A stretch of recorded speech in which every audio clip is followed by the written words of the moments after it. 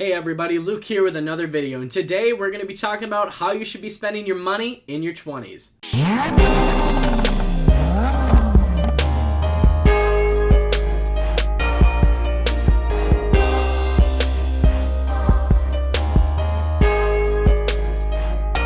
That's a rhyme.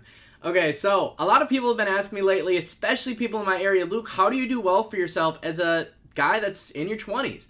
There's a lot of temptation out there. You could be blowing your money in the clubs, bars, random women, and it goes for girls too. You could be spending your money on deadbeat guys that leech off you.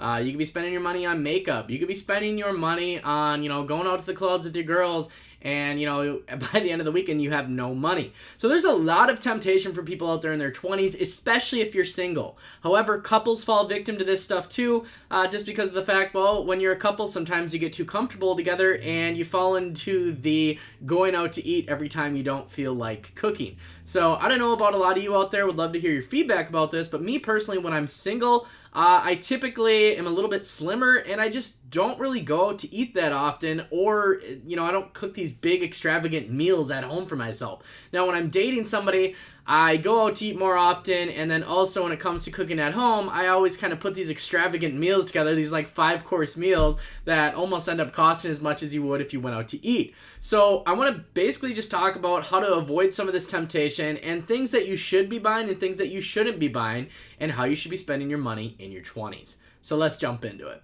So basically, appreciating versus depreciating assets. What's the difference? What are they? So basically, appreciation is the increase in value, the majority of assets used to accumulate and grow wealth.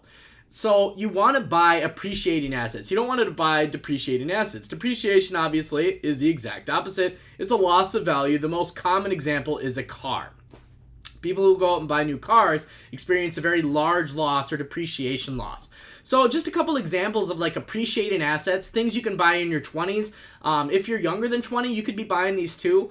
But stocks is extremely common. So it's basically commonly known that investing in stocks is one of the best ways not only to kind of keep a pace with inflation, but to actually grow your wealth. You see, if you have, say, example, $20,000 cash and it's sitting in a safe and you don't have it in a stock, due to the fact of inflation, that $20,000 in cash form actually becomes less. So stocks is something you might want to take a look at. If you've got a little more money, or let's say you want to go with an FHA loan and you've got a down payment for a house or possibly a duplex, you could purchase a single family home, a duplex, apartment complex, etc. Real estate. Real estate is huge. One of the most safest, just most secure, honestly, ways to acquire wealth is real estate. There's the most millionaires made in real estate all over the United States and probably in other countries too. I don't know the data for other countries, but in the United States, real estate is one of the easiest and safest ways to someday become a millionaire.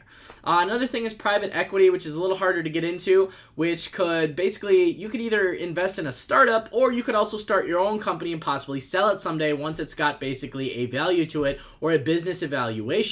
There's some alternative stuff out there that's a little less common, such as you could collect precious metals, such as invest in silver and gold, art, collectibles, and then cryptocurrencies also. Now, cryptocurrencies is kind of its own thing. It's not really in there with metals and collectibles because cryptocurrencies has made many people billionaires, and it's also ran a lot of people broke and ran a lot of people into, a lot of people lost their minds when cryptocurrency went like this. I mean, it took a nosedive, and some people out there that were heavily invested in cryptocurrency, it took them basically for a very, very, very rough roller coaster ride when it went into a downward spiral.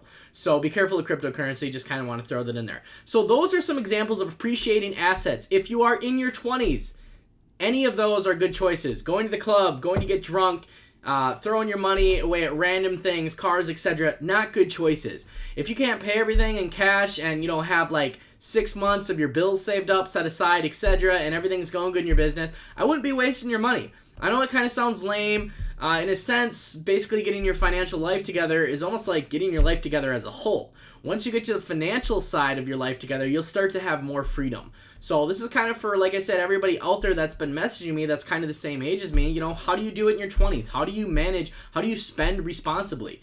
And that's one of the things that I do is I try to not buy depreciating assets.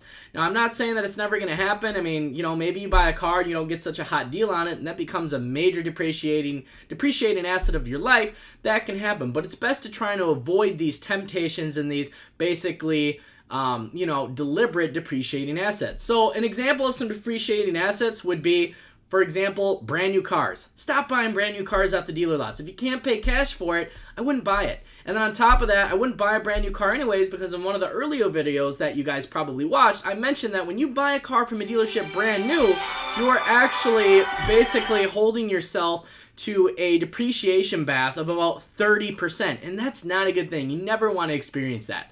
Apologize for that, by the way. I got a new phone, and my phone, I have not changed the ringtone yet. It's got some kind of like almost opera music on it. And I've got a call coming from New York right now, so I have no idea who that is. But that being said, back to the video.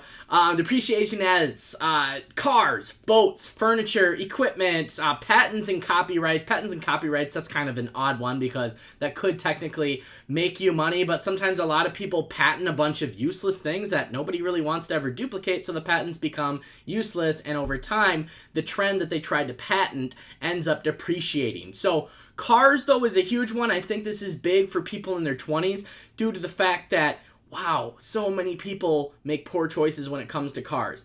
If you are in your 20s and you're barely getting by, don't go and try and be a BMW. It's not cool to have a BMW and then be broke. Don't go and try and buy an Audi and lease it from the dealership and get stuck into a $900 a month lease and then drive yourself into either bankruptcy or credit deficiency due to the fact that the car gets repossessed. Stop caring about what other people think about you so much and focus on yourself. There's a lot of people out there that I know personally in my life that are older, and some of them are millionaires, and they dress in some of the cheapest clothes that you've ever seen. Now, I'm not saying they dress in rags, but, I mean, these people could be walking around in suits every day, and Gucci, Louis Vuitton, whatever, and for some of the younger ones that I know, they don't dress like that. Most of them buy their clothes either from Walmart, or if they do want to buy nice clothes, they'll buy them from secondhand stores, and they will cherry pick from these secondhand stores, and that's what they'll do for clothes. It's crazy. You never know. I know another millionaire around here that actually made over $1 million on 3 Berkshire Hathaway stocks. He bought them back, I want to say, close to when the stock started, sold them out a few years ago, and I saw that guy driving a moped around here in Wisconsin into November. November is, for those of you that don't know, here in Wisconsin, it's like 40 degrees. So you see, the whole millionaire mindset thing and what to do with your money in your 20s, it's not about what other people care or think. It's about you. What does your bank account look like? What does it look like from the inside out, not the outside in? You got to stop caring so much about your appearance. You got to stop caring so much about making a statement when you walk in somewhere, or going out to the club with your buddies and seeing how much money you can spend, or if you go to strip clubs. I mean, whatever. There's so much temptation out there for people in their 20s, and there's not enough good things out there. Not enough good things are really thrown at people in their 20s that teach people how to make money. So it's just kind of something that you really want to think about, and I've gotten this question quite a bit this week. Just people ask, hey, how old are you? Oh, wow, you're debt-free and you're in your 20s. How do you do it? Well, you got to be wise with your money. If you're never wise with your money, you're never going to be smart with it. And if you're not smart with your money's going to leave you. So a wise person could have $5 and turn it into $500. A unwise person could have 500 and end up losing all of it. You see, it's all kind of a mindset thing, and then it's just kind of what you spend your money on. You got to make sure that kind of every place that you put a decent amount of money is going to give you some kind of return on investment, or at worst, it's going to kind of balance itself out and maintain. So basically, appreciating assets, it's one of the biggest secrets I would say that I do, and I pretty much implement it in my daily life, is basically owning and investing money in any appreciating asset. Like, this is the key driver in actually growing and giving yourself wealth. So basically, those who accumulated significance, like a significant wealth, like people you see like Warren Buffett, etc., they've done so by basically earning a living, saving, investing diligently over decades. Like, none of these people just got rich overnight. Of course, there's a couple, people out there that might have got lucky with cryptocurrency, this and that, but the majority of people out there, they basically make repeat wise decisions when it comes to placing their money.